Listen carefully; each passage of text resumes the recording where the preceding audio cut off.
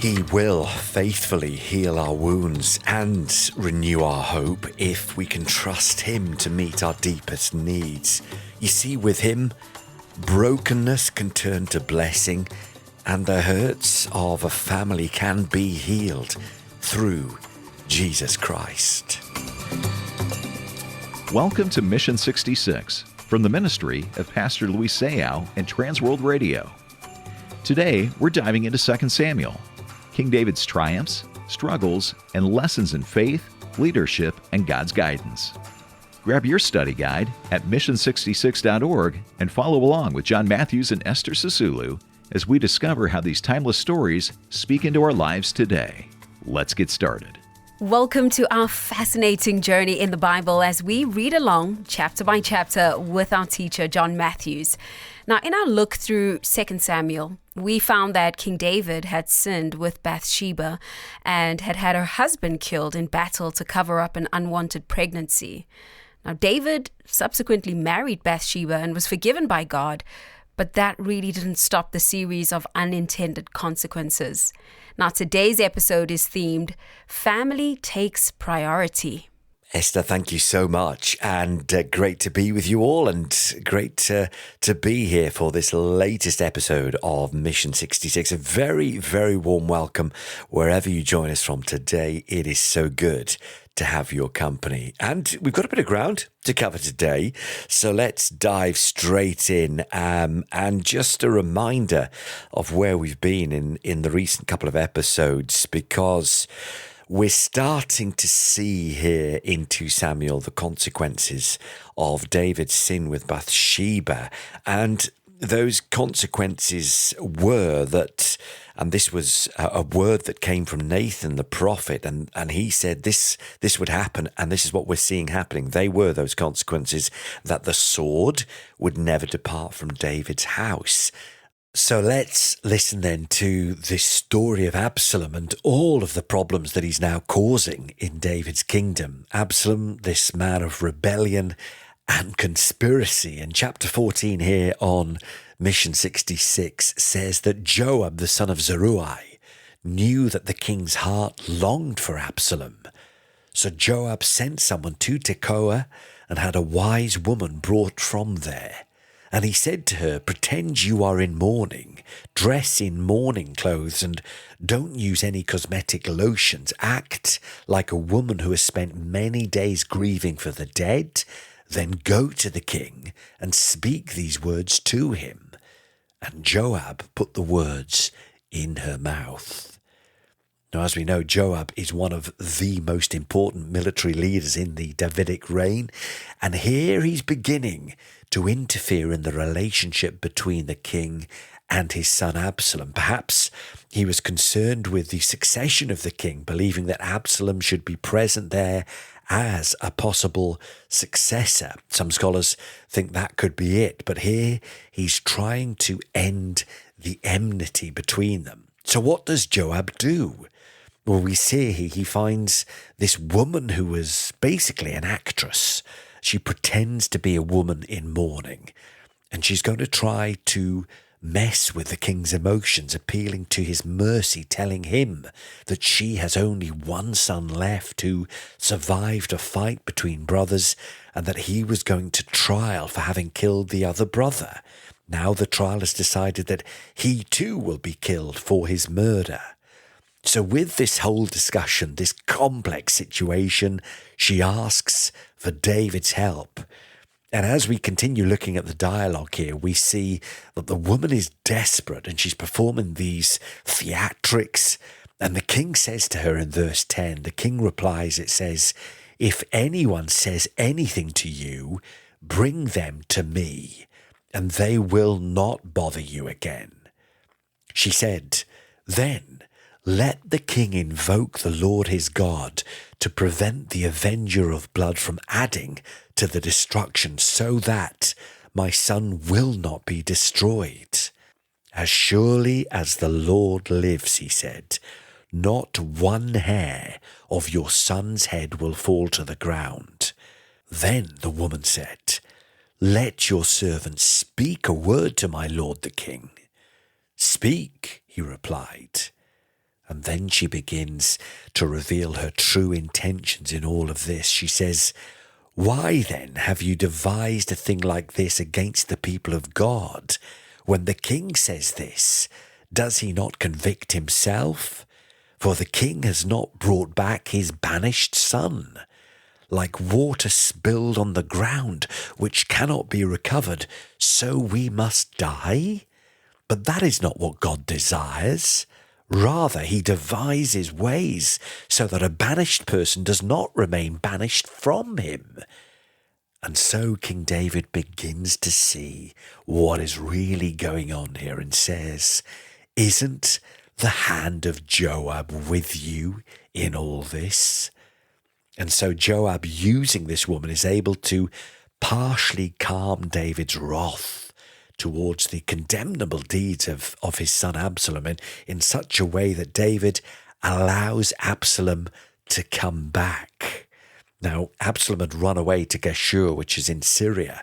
So the Bible tells us that Joab went there and he brought Absalom back. But David did not want Absalom in his presence. He remained there, living in the city, but David didn't want to see him. And the Bible says Absalom lived 2 years in Jerusalem without seeing the king's face. Then Absalom sent for Joab in order to send him to the king, but Joab refused to come to him. So he sent a second time, but Joab refused to come. Then he said to his servants, "Look, Joab's field is next to mine. He has barley there. Go and set it on fire." So Absalom's servants set the field on fire. And with this disturbing news, Absalom is then going to try to talk to Joab, saying, "Look, I just wanted to talk to you to see if you could get me before the king." And everything the prophet Nathan had said is now starting to take place in the course of history in ancient Israel during David's reign. And things are going to get complicated and difficult. The family situation is going to start crumbling in this new context. And with this situation established, Joab's trying to help. He's trying to bring the family together. But things are getting even more complex as Absalom starts making room for himself. And when we reach chapter 15, it says this: "In the course of time, Absalom provided himself with a chariot and horses and with 50 men to run ahead of him. He would get up early and stand by the side of the road leading to the city gate. And whenever anyone came with a complaint to be placed before the king for a decision, Absalom would call out to him, 'What town are you from?' And he would answer, 'Your servant is from one of the tribes of Israel.' Then Absalom would say to him, 'Look, your claims are valid and proper, but there is no representative of the king to hear you.' And so here, Absalom, a bit of an opportunist, sees an opportunity and he begins investing in the population. And we observe something incredible here. The Bible shows us that on the contrary of what we might imagine, that maybe David had great problems with the great foreign potencies around him when it came to trying to establish peace in Israel. But it was David, who we know was so strong and capable of winning wars and achieving victory, even against his mighty enemies, the Philistines. So all that was taken care of. The real rot, the real problem began inside David's own home, in his family relationships. And these are things that David, it seems from what we read, did not know how to deal with. And so the situation gets worse with Absalom. He doesn't have a way of resolving it. And Absalom, well, look, from what we can understand, his character is not righteous. He doesn't even try to behave appropriately, and he's now trying to conspire within David's kingdom. And Absalom is beginning to say, "Look, if only I were appointed judge in the land, I would bring you justice. I would bring justice for everyone." So he's manipulating here. He's a true populist politician. And the Bible tells us that he behaved in this way towards all the Israelites who had come to the king asking for justice, in a way that he was slowly stealing the hearts of the people of Israel. And at the end of 4 years, Absalom said to the king, "Let me go to Hebron and fulfill a vow I made to the Lord. While your servant was living at Geshur in Aram, I made this vow. If the Lord takes me back to Jerusalem, I will worship the Lord in Hebron." Then Absalom sent secret messengers throughout the tribes of Israel to say, "As soon as you hear the sound of the trumpets, then say, 'Absalom is king in Hebron.'" And 200 men from Jerusalem had accompanied Absalom. They'd been invited as guests, and they went quite innocently, knowing nothing about the matter. And while Absalom was offering sacrifices, he also sends for Ahithophel, the Gilonite, David's counselor, to come from Gilo, his hometown. And so the conspiracy was gaining strength, and Absalom's following kept on increasing. And we see effectively a coup d'etat, an attempt to overthrow his father, to overthrow the government is taking place. This man who is the son of the king is making room for himself. And we learn that he's a man of incredibly good looks. Verse 25 of chapter 14 says, "In all of Israel, there was not a man so highly praised for his handsome appearance as Absalom. From the top of his head to the sole of his foot, there was no blemish in him." But despite outward appearances, inwardly, the weakness of David's family is showing. The problems derived from David's own sin start showing up. And so you have this dangerous coup on its way.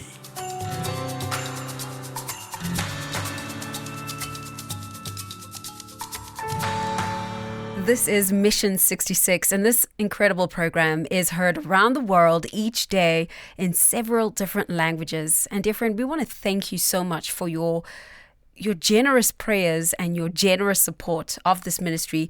And that way we are able to share more of God's word into the world.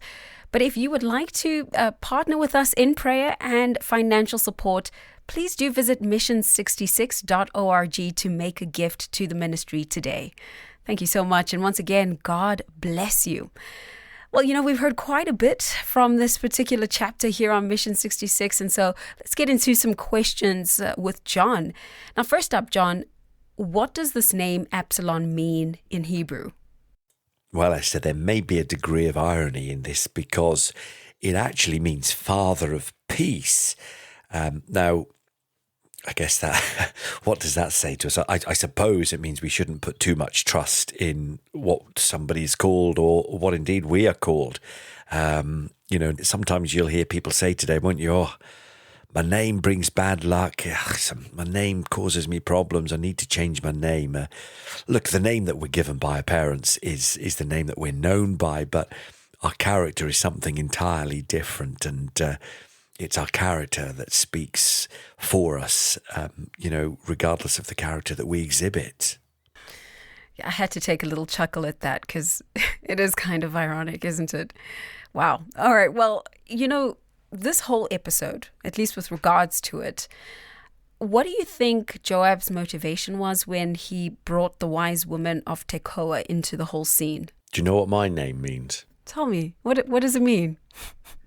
It means he whose teeth falls out when he speaks sometimes. No, I'm only joking. It could have been, that would be quite close to the truth perhaps, but no. So look, in answer to your question, I think, look, Joab had good intentions. He's trying to bring the two father and son closer together. Perhaps, as we've suggested, he was also pretty concerned about the succession of the throne, especially since the eldest son, Amnon, he was no longer in the picture. Joab then thinks, what about Absalom? He's trying to make him perhaps more visible in Israel. And so, look, I think we can safely say Joab is well-meaning, and he devises this way for Absalom to return, and David goes along with it. But we soon find as the chapter goes on that it's all pretty superficial. And so there was no genuine reconciliation. Absalom didn't care about David, and David, it seems, didn't have the stomach or the resolve to sort and settle the issues with his son. And why that happened, we don't know, but there was just a bit of a miss between the two of them. Sometimes that happens if we can't resolve some deeper issues. Perhaps we don't really know. And, sometimes forcing a situation, as I guess Joab, well-meaning though he is trying to do here, doesn't help. You can't make people do what they ought to do or what you think that they should do unless they are minded in their heart to do that. And we know, don't we, that only God can change somebody's heart. Yeah, that's absolutely true. I think we're getting to the heart of, familial dynamics and some of the complications that may arise. And just on that, David seems to accept Absalom's return, but I don't know, he was somewhat reluctant about it, right? Because he said the words, well, he can come back, but let him go to his own house. He says, I don't want to see his face. And again, making reference to the point that we see that there might be a lack of heart there in David's disposition. Yeah, it's almost as though he listens to Joab and he thinks that is the right thing to do, to welcome him back. But in welcoming him back, he keeps distance with him, doesn't he? He says, you can come back, but I don't want to see you. So it kind of defeats the point of him coming back in a way. And then Absalom returns, and I think the passage says, he doesn't see David for 2 years. So maybe during that period, he's stewing and bitterness is growing. And then we see him, his attitude deteriorate to the extent that to get Joab's attention, he burns down his barley field. It's pretty extreme stuff.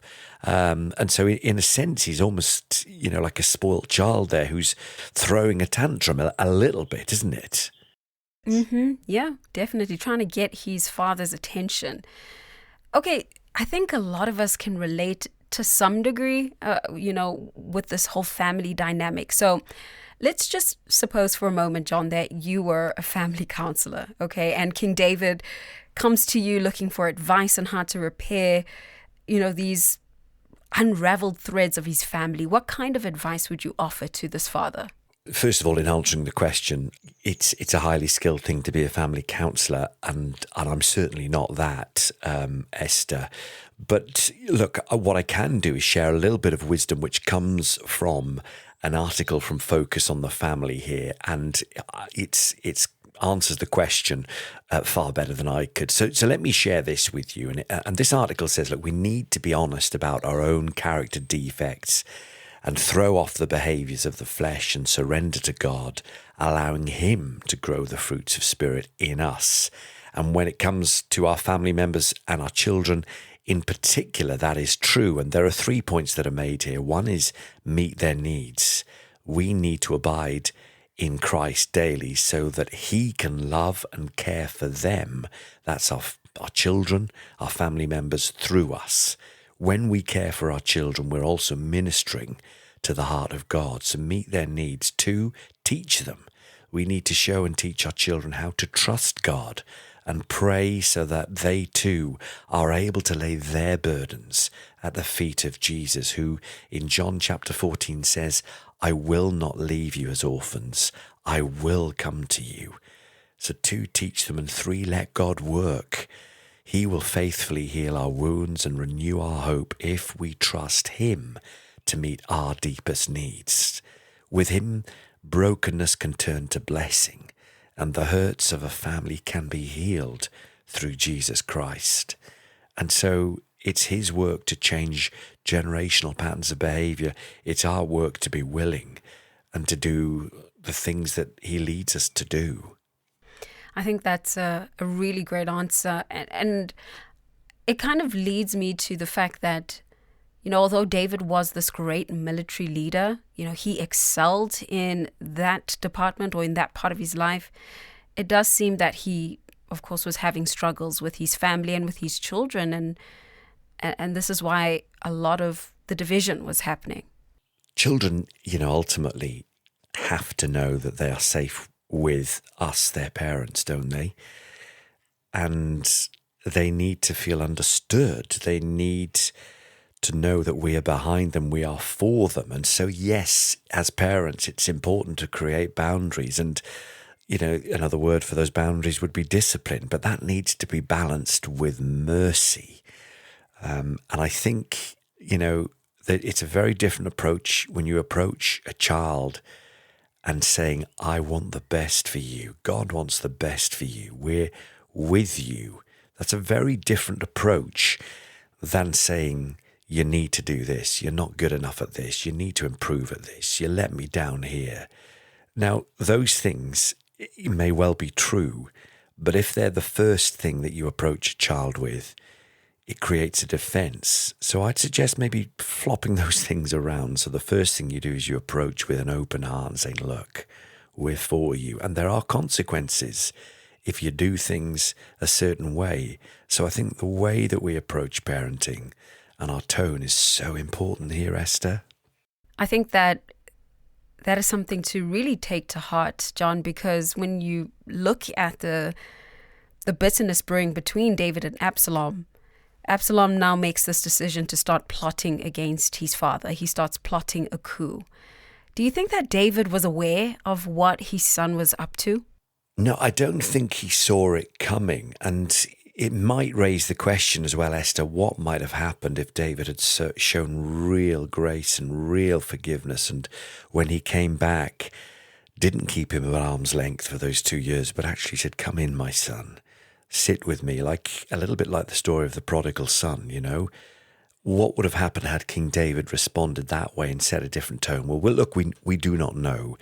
But look, that's a slight divergence to the question you've asked. Did he see it coming? And I don't think so, because later we find out that David really did love Absalom, which makes this tragedy even worse and makes it even harder to understand why he didn't welcome him back when he had the opportunity to do so. But yet life can be like that sometimes, right? But the reality is David hasn't seen the worst of this part of his life and this relationship with his son Absalom yet. Wow. Yeah, this is quite complicated, I think.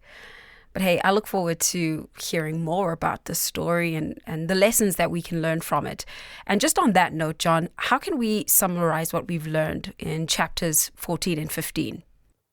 Yeah, well, our theme, Esther, today was family takes priority, and we're still witnessing the fallout of David's sin and its impact on his household. There seems to be a hardness of heart on and off between David and his son Absalom, which certainly from the passage we've just read, it makes it really hard or impossible for them to really connect again. And David's son Absalom, well, he's killed his brother Amnon.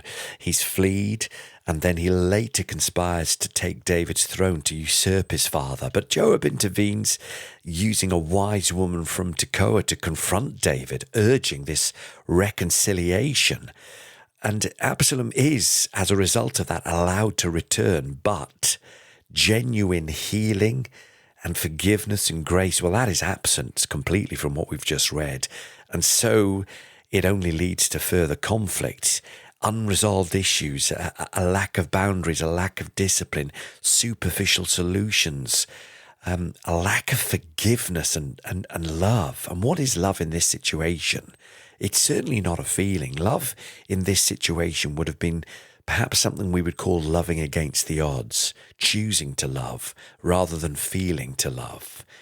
True reconciliation, it needs people to address problems with love, with biblical guidance, with grace, with humility, with a willingness to listen when you don't feel like listening. And David's story reminds us that family relationships, well, they need to be nurtured and prioritized, certainly over personal and our own ambitions.